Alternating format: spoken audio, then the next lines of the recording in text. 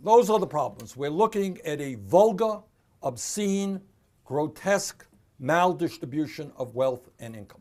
How do we rebuild America? Well, let me give you some ideas. Number one, the first and most important issue, in my view, is the need to create millions of decent paying jobs. What is the best and fastest way to do it? In Vermont and throughout this country, our infrastructure, our roads, our bridges, our water systems are crumbling.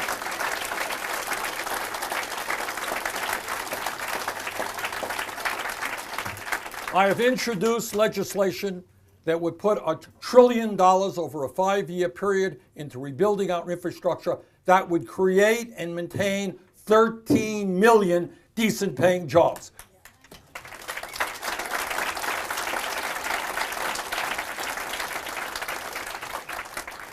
At the end of the day, we don't rebuild the middle class of this country if we don't rebuild the trade union movement. And we have got to make it easier and not harder for workers to be able to join unions. When we talk about the economy, it's not just jobs, it is wages. The federal minimum wage of $7.25 an hour is a starvation wage. We've got to raise the minimum wage to a living wage, and over a period of years to at least $15 an hour.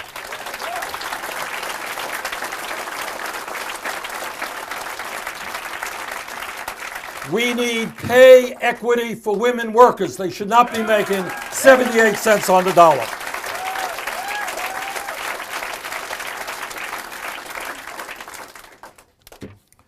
There is an issue, it is hard when we talk about the important issues facing our country, it is hard to decide which is more important. Is healthcare more important than education? Is education more important than a job?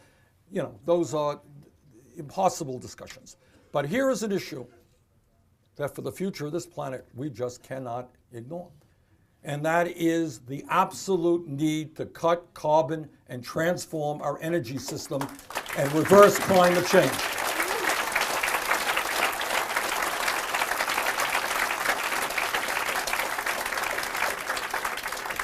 It is an international embarrassment that the vast majority of Republicans in the Senate and the House deny what the scientific community is telling us. Climate change is real. It is caused by human activity. It is already causing devastating problems. And if we don't get our act together, it will get worse. We need to transform our energy system away from fossil fuel to energy efficiency, to sustainable energies like wind, solar, geothermal. And when we do that, we're going to create a whole lot of jobs as well.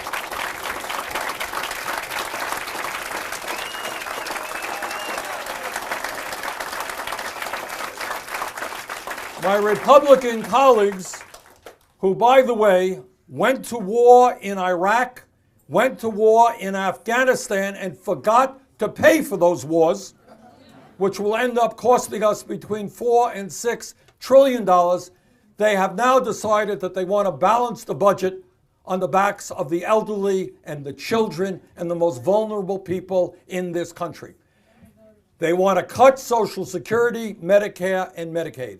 My view, and we've introduced legislation to do this, is that not only are we going to stop them cutting Social Security, we are going to expand Social Security benefits.